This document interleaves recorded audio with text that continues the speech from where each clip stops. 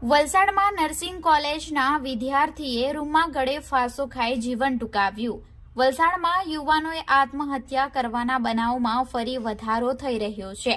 તે એક ચિંતાજનક બાબત છે।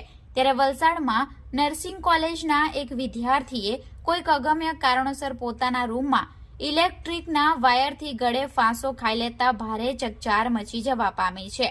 આ બનાવની જાણ પોલીસને થતાં પોલીસે ઘટના સ્થળે પહોંચી તપાસ શરૂ કરી હતી, જેમાં પોલીસ સૂત્રો પાસેથી મળતી વિગતો મુજબ વલસાડમાં બીએસસી નર્સિંગ કોલેજમાં ચોથા વર્ષમાં અભ્યાસ કરતા 23 વર્ષીય ભાવિનભાઈ સુરેશભાઈ મૂળિયા, જે મૂળ 120 રોજાસરા પડઘુ દેવધરી રાજકોટના રહેવાસી છે, જે વલસાડની એનકેએમ કોલેજમાં અભ્યાસ કરતો હતો અને તેના મિત્રો સાથે વલસાડમાં નાલંદા એપાર્ટમેન્ટ એમ સ્ક્વેર મોલની સામે કોલેજ રોડ પર ભાડાના મકાનમાં રહેતો હતો, જેમાં આજે સવારે 8 વાગ્યે તેના મિત્રો કોલેજ જવા માટે નીકળી ગયા હતા અને ભાવિન ઘરે એકલો જ હતો।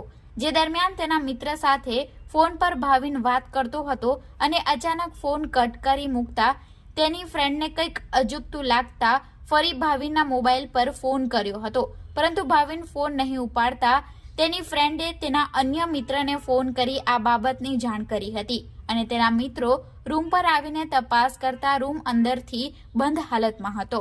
જો કે રૂમ ખોલવા માટે તેના મિત્રોએ ભારે મહેનત કરી હતી અને અંતે આ બાબતે પોલીસને જાણ કરવામાં આવી હતી અને રૂમનો દરવાજો તોડવામાં આવ્યો હતો અને રૂમમાં પંખા પર ઇલેક્ટ્રિકના વાયરથી ભાવિનભાઈએ ગળે ફાંસો ખાઈ જીવન ટૂંકાવ્યું હતું। આ અંગે વલસાડ સિટી પોલીસે ગુનો દાખલ કરી આગળની કાર્યવાહી હાથ ધરી છે।